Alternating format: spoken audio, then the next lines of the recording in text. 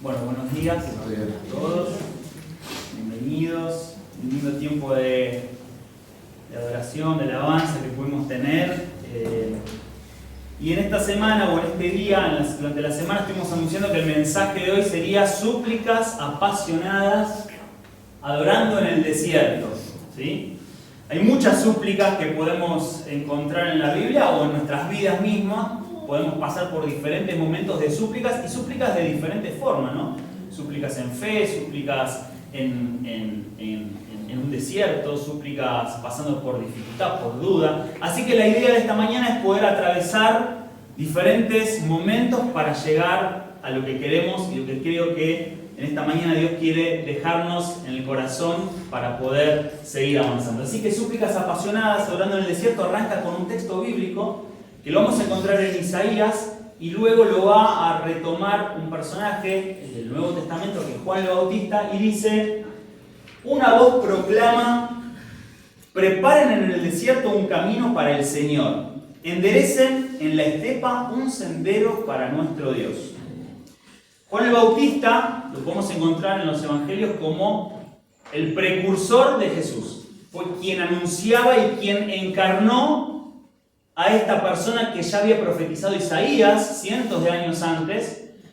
Y Juan dijo: yo soy ese, yo soy el que proclama, el que dice preparen un camino para el Señor. Soy el que va a anteceder o el que va a prepararle el camino al Mesías. Así que dedicó su vida a ser esa voz anunciando en el desierto esta verdad. Y es llamativo que siendo una persona, o siendo la persona que se encarnó y que dijo yo soy ese que Isaías profetizó, es llamativo lo que encontramos en Mateo 11. Dice que Juan el Bautista, que ya estaba preso, se enteró de los milagros que el Mesías estaba realizando y envió a 2 de sus discípulos a preguntarle a Jesús: ¿eres tú de veras el que estábamos esperando o debemos esperar a otro? Y digo llamativo porque Juan había dicho no solamente que él era la persona que anunciaba, sino que ya había dicho y había señalado a Jesús como que él era el Mesías, él era el Cordero que quitaba el pecado del mundo, con lo cual es raro y llama la atención que de repente Juan se encuentre con esta duda, ¿no? Siendo que está en la cárcel, que de repente a veces se plantea y que manda a 2 discípulos a preguntarle a Jesús si él era el que había estado anunciando. Él quería tener la tranquilidad de haber dedicado su vida a abrir el camino a alguien que él había dicho que era y que no se había equivocado. Quería, en definitiva, morir tranquilo sabiendo que había cumplido su misión. Así que esta súplica apasionada desde la duda es una súplica apasionada desde la duda de una persona que está pasando por un tiempo de dificultad, apresado, y se le genera esa duda. Ahora uno diría, nos llama la atención, sin embargo, podemos encontrar una pista de quizás qué es lo que estaba pasando en aquel entonces, en donde muchos se decían ser el Mesías. Muchos decían ser el enviado de Dios. Lo vamos a encontrar, por ejemplo, en Hechos 5, hay un personaje que es Gamaliel, no está el texto, pero lo quiero referenciar. Gamaliel era un maestro, ¿sí?, que tenía muchos discípulos. Uno de esos discípulos era Saulo, ¿sí?, más tarde sería Pablo. Una persona con mucha sabiduría, y ya le había advertido a los fariseos, aparte de los que habían apresado a 2 discípulos, a Pedro y a Juan, que habían sido apresados y que los fariseos querían castigarlos. Los habían apresado porque estaban transmitiendo las buenas nuevas, estaban compartiendo el evangelio, y los apresaron para castigarlos porque no querían que se profesara ese evangelio, esa buena nueva. Estaban en contra, ya habían crucificado a Jesús y de repente se levantan 2 que dicen y profesan que Jesús es el Cristo, ¿no? Y en ese contexto Gamaliel le dice: cuidado, porque otros se han levantado. De hecho, en Hechos vemos que hay 2 nombres que menciona Gamaliel. Dice: ya se levantó fulano y sultano. Y ellos 2, ya viste que cuando se levantaron diciendo que eran el Mesías, se diluyó. No pasó nada. Los apresaron y demás, y se diluyó y no pasó nada. Con lo cual, si estos son también 2 que anuncian a un falso Mesías, a un falso profeta, no se turben sus corazones tratando de castigarlos, porque se va a diluir, pero tengan cuidado porque si de verdad es, se van a encontrar peleando contra Dios.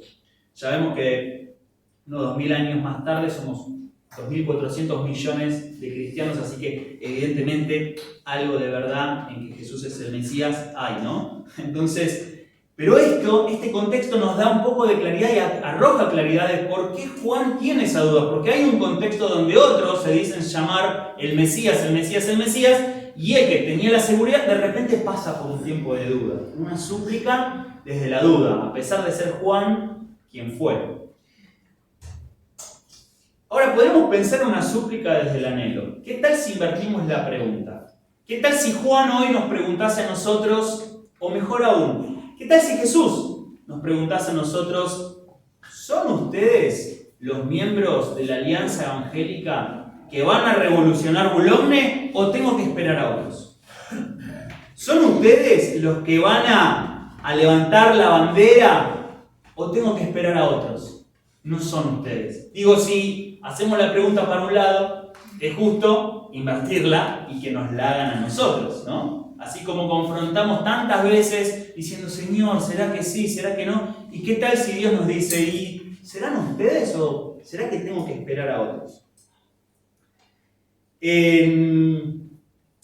La historia muy conocida respecto al pueblo de Israel, cómo sale de Egipto y cómo escapa de Egipto y cómo son liberados de Egipto, es una historia muy conocida, pero hay algunas cositas que me parecen, algunas perlitas por ahí perdidas que estaría bueno mencionar y acercarnos en esta mañana. Ustedes saben que el pueblo judío, dice en la palabra, que eran aproximadamente, dice que eran 600.000, pero 600.000 hombres en edad de pelear. Con lo cual, si a eso le sumamos niños, mujeres, abuelos y toda la gente que se le podía sumar, podríamos pensar en que 3 millones, 4 millones de personas. Saliendo de Egipto, 3, 4 millones de personas hasta las puertas de Jericó. Se estima que ese viaje era un viaje de más o menos 3 meses. ¿Sí? En 3 meses se podía hacer esa travesía. Sin embargo, esa travesía todos sabemos que duró 40 años. 40 años. Algo que tendría que haber durado 3 meses, duró 40 años. Y uno dice, ¿por qué, Señor? ¿Por qué 40 años? 3 meses, 40 años. Y seguramente que nosotros también podamos hacer esa pregunta para nuestra vida personal. Señor, ¿por qué tuve que pasar tanto tiempo buscando un empleo? ¿Por qué no fue rápido? ¿Por qué tantos meses, tantos años? Señor, ¿por qué me sacaste de mi tierra? Digo, tenemos acá ejemplos de personas que tuvieron que dejar su tierra. ¿Por qué, Señor? ¿Por qué estaba bien allá? ¿Por qué me sacaste de mi tierra? O podremos pensar, Señor, ¿por qué esta enfermedad? ¿Por qué me llevó esta enfermedad? ¿Por qué estoy pasando por este tiempo de enfermedad?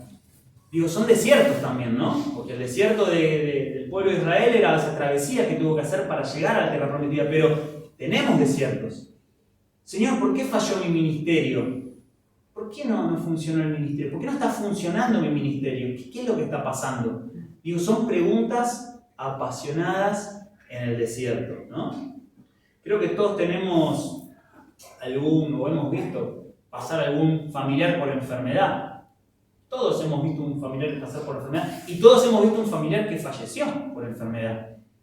Y uno se pregunta, ¿por qué, Señor? ¿Por qué? ¿Por qué? ¿Por qué se tuvo que ir? Bueno, la primera respuesta que uno encuentra es, bueno, todos algún día vamos a morir. Seamos cristianos o no seamos cristianos, todos estamos en el mismo barco y todos vamos a un mismo destino, ¿sí? Independientemente de lo que creamos o no creamos, ¿sí? Entonces la primera respuesta es, bueno, sí, se tuvo que ir porque todos de alguna u otra manera, algún día partimos. Pero la pregunta sería, ¿por qué, Señor, si era una persona cristiana, si era una persona que creía en vos, que vos sos su papá, ¿por qué tuvo que sufrir tantos meses?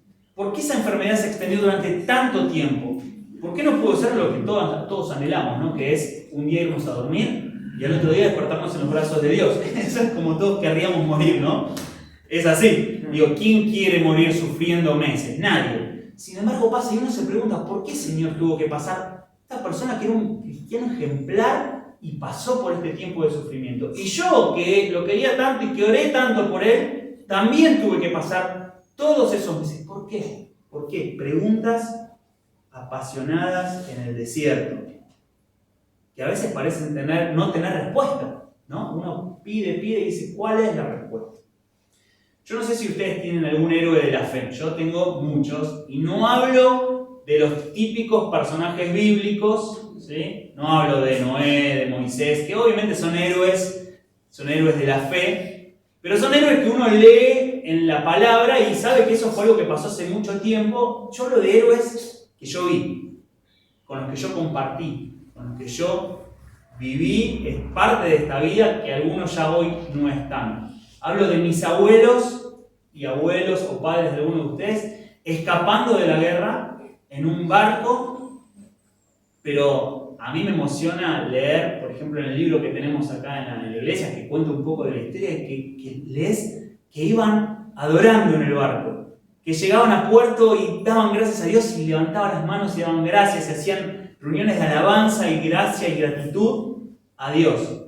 Habían perdido todo, habían muerto familiares, habían llegado a una nación que no conocían ni siquiera la lengua, no podían ni comunicarse. Sin embargo, ahí estaban, héroes de la fe. Hablo de mis padres, que me acuerdo cuando éramos chicos, no había domingo que no viniésemos.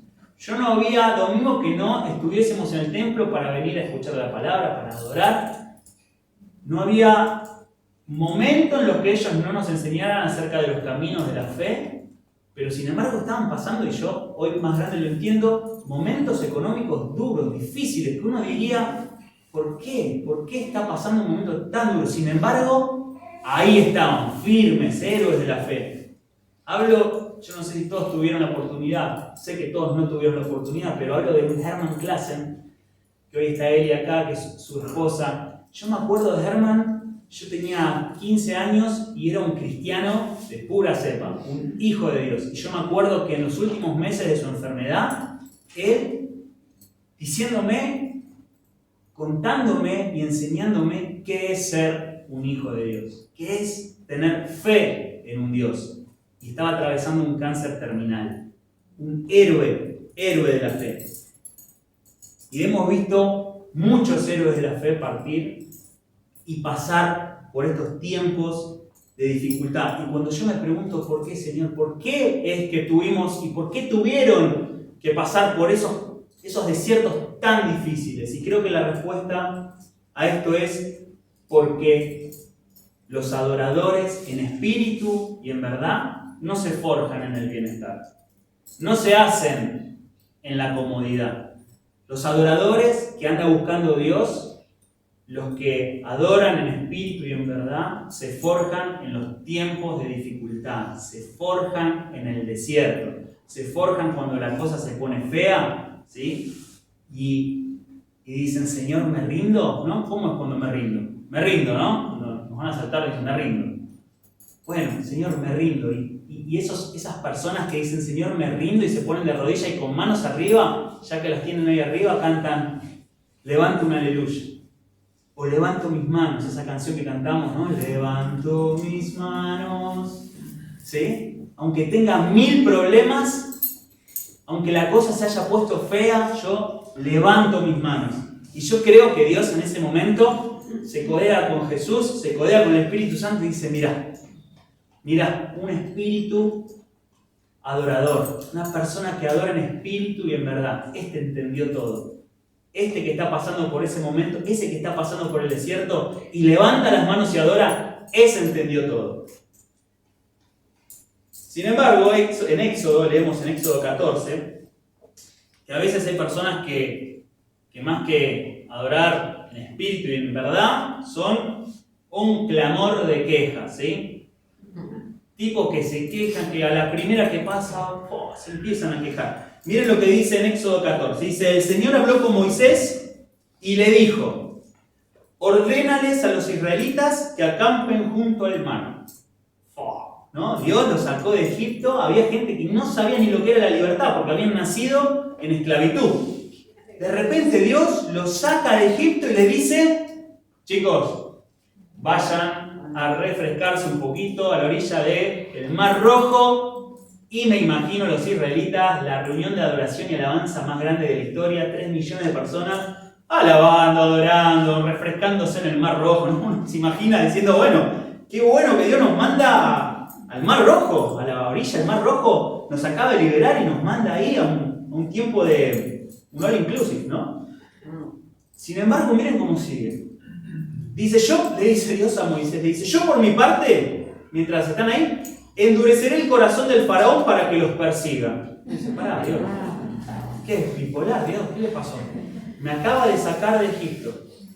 No sabía lo que era la libertad. Me manda al Mar Rojo ahí, fantástico, todo fenómeno. Y dice, vayan que yo mientras tanto lo voy a endurecer el corazón, así los ve y los mata. Bueno, no entiende, ¿no? Dice, ¿qué pasó acá? Sin embargo, la clave puede estar en el versículo siguiente, ¿sí? Dice, y los egipcios sabrán que yo soy el Señor. No dice, y los judíos o el pueblo de Israel sabrá que yo soy el Señor, porque en teoría ellos tenían que saberlo, ¿no? Digo, los acaba de sacar de Egipto, vieron 10 plagas. ¿Viste cuando decís, más necesitas para darte cuenta de que no? Entonces, Dios no dice, así el pueblo judío sabrá que yo soy Dios. No, ustedes ya lo tienen que saber, muchachos. Así el faraón sabrá de que yo soy el Señor. Pero claro, el pueblo judío ya hemos visto que tiene la cabeza un poco dura. Me hace acordar un poco a no sé quién, quizás a nosotros, porque si hay historias bíblicas y hay personajes bíblicos y hay historias capturadas en la Biblia, yo no creo que sea para que el pueblo judío lea y que diga, mirá que nuestros antepasados que duros eran. Creo que esas historias nos reflejan a nosotros. Tantas veces que somos de la misma manera, ¿no? Y lo que Dios quería hacer para darse a conocer al faraón y decir que el faraón vea que yo soy Dios, de repente el pueblo judío ve venir al faraón con todo el ejército y dice, no, ¿para qué nos sacaste? Dejanos allá, estábamos de esclavos, estábamos bien, éramos esclavos, nos golpeaban, nos hacían trabajar día y noche, pero bueno, al menos no nos iban a matar, ¿no? Empezó un clamor de queja, pasaron de la reunión de alabanza tremenda de dale a queja y queja. Y yo me imagino a Dios, ¿no? Me imagino a Dios en esa situación diciendo, che, esto era para mostrar al faraón que yo soy Dios. Y de repente ellos empiezan a decir que no me reconocen, quiere volver a la esclavitud. Y yo me imagino, ¿no? Estaban, como dijimos, estaban a un par de meses de llegar a Jericó y a llegar a la tierra prometida. Y me imagino a Dios como un GPS, ¿no? Un GPS diciendo, recalculando, gire a la derecha y dé vueltas durante 40 años en el desierto hasta que entiendan de que yo soy el Señor, ¿no? Algo que iba a durar muy poco, en un acto de rebeldía y de desconfianza, se volvió un viaje de 40 años, de 3 meses a 40 años. Pero no termina ahí. Fíjense que la palabra dice, entonces el ángel de Dios, que marchaba al frente del ejército israelita, se dio vuelta y fue a situarse detrás de este. Y uno me imagino, ¿no? El pueblo judío diciendo, encima te vas. O sea, nos mandás al faraón a matarnos y encima te vas. Pero no, dice que el ángel que marchaba al frente del ejército se dio vuelta y fue a situarse detrás de este. Lo mismo sucedió con la columna de nube, que dejó su puesto de vanguardia y se desplazó hacia la retaguardia, quedando entre los egipcios y los israelitas.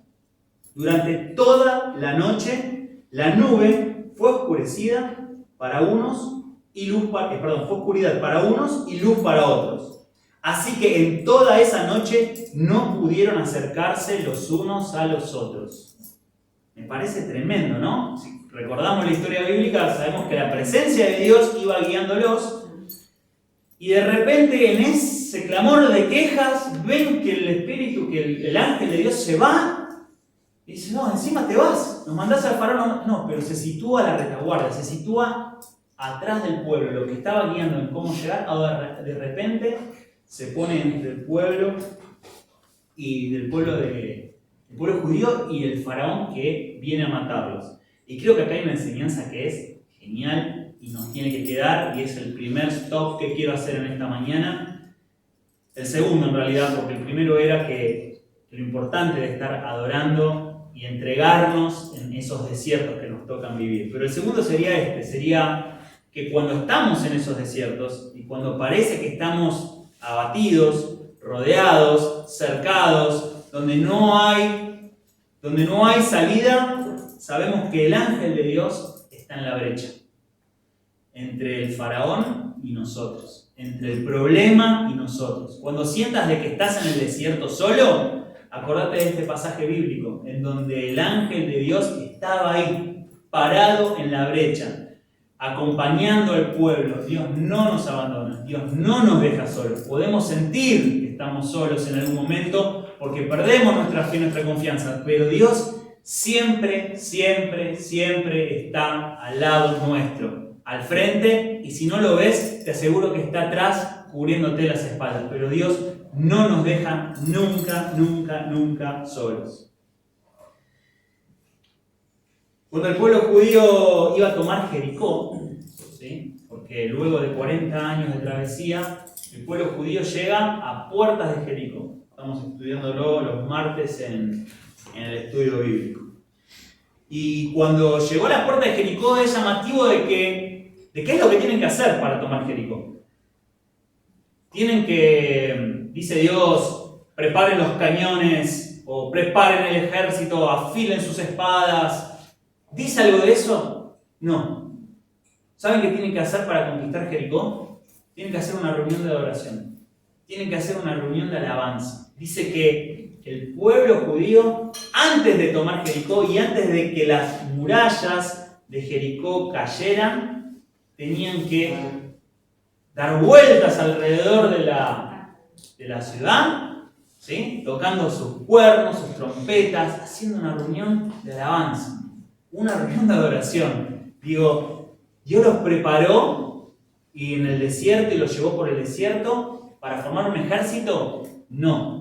Los llevó para formar un ejército, pero de adoradores, personas entregadas en espíritu, entregadas al Señor y con la confianza de que Él ya había, como dice en su palabra, yo ya te entregué Jericó.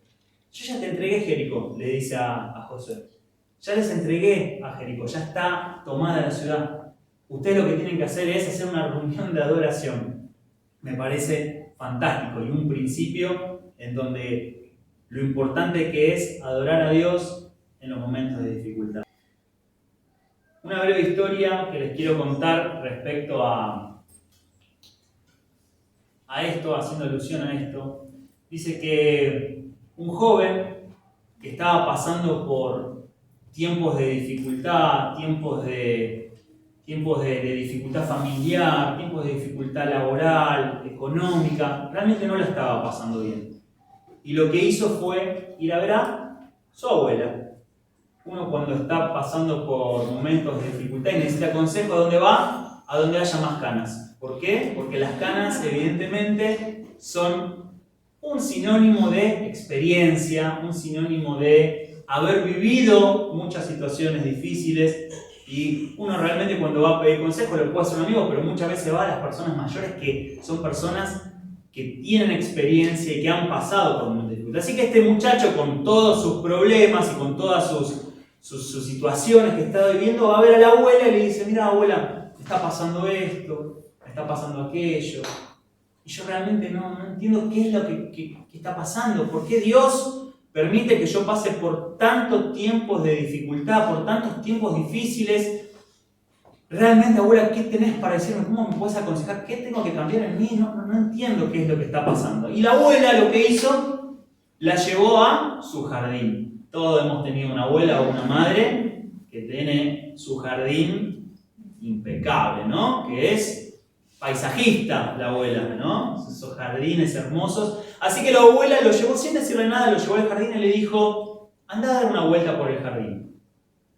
Y el chico no entendió mucho, dijo: bueno, abuela, dale. Y hizo la vueltita rápida por el jardín como para que, listo, darle el gusto a la abuela. Y cuando volvió del paseo, la abuela le dijo: ¿te fijaste las piedritas que puse alrededor del camino? Y el chico la miró diciendo: y la verdad que no la había visto. Andá, da una vuelta y presta atención. Entonces el chico, otra vez apurado, da toda la vuelta, estaba como que quería un consejo de la abuela, de que ayudó a mi abuela con el problema que estoy viviendo y que tengo. Daba de vuelta el paseo rápido a través del jardín y vuelve. Y cuando le estaba por decir que había visto las piedras, la abuela le dice, ¿viste las flores que estaban entre las piedras? Anda, una vuelta y miralas. Y vuelve el chico y da vuelta otra vez por el caminito, y cuando le iba a decir sí, ¿y contaste cuántas eran? ¿Y cuántas eran azules? ¿Y cuántas eran naranjas? ¿Y cuántas amarillas? Y así la abuela lo tuvo toda la tarde. ¿Y viste los pajaritos en el árbol? ¿Y viste la fuente cómo nadaban los peces? ¿Y viste las abejas cómo te revolotearon cuando pasabas por el árbol?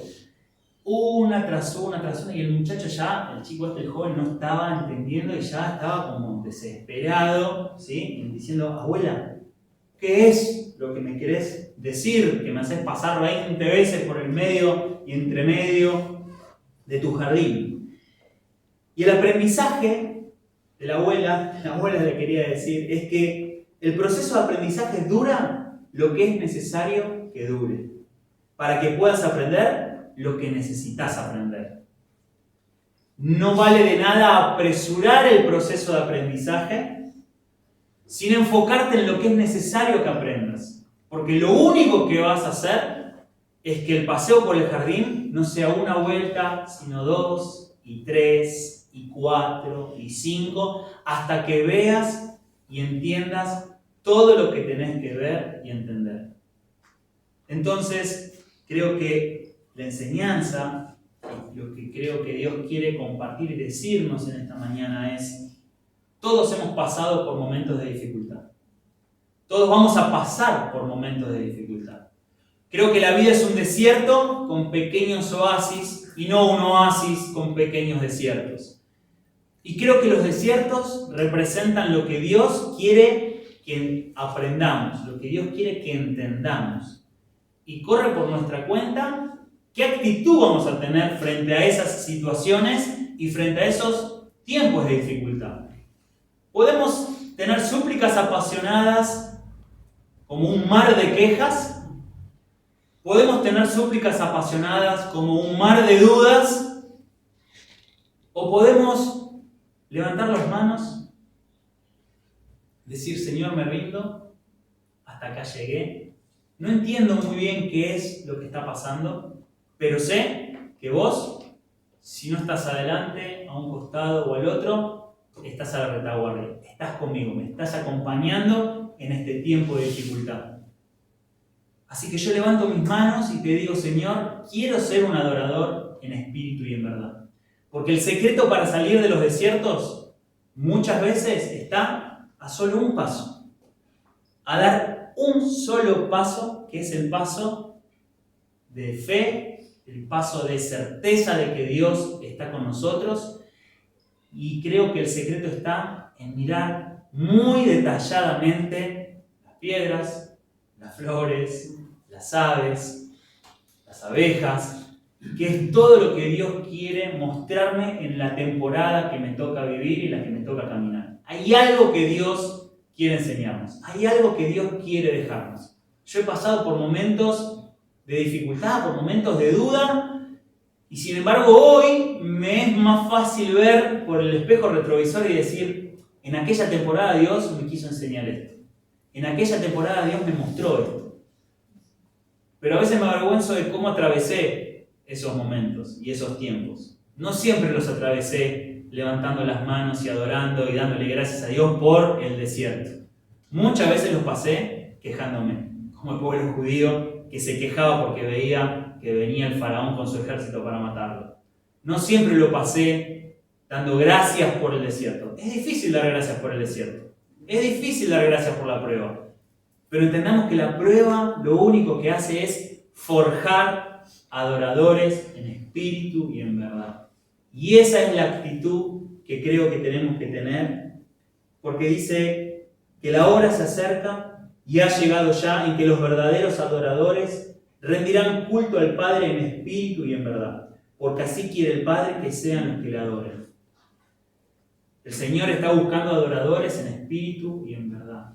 Está buscando adoradores que no trastabillen ni duden en los tiempos de prueba, sino que den gracias, levanten las manos y adoren en espíritu y en verdad. Yo en esta mañana no quiero terminar con una oración, quisiera terminar con una canción que habla de esto, que habla de los tiempos de dificultad, de los tiempos y de los procesos que no siempre son fáciles, pero que es en Dios en quien podemos confiar.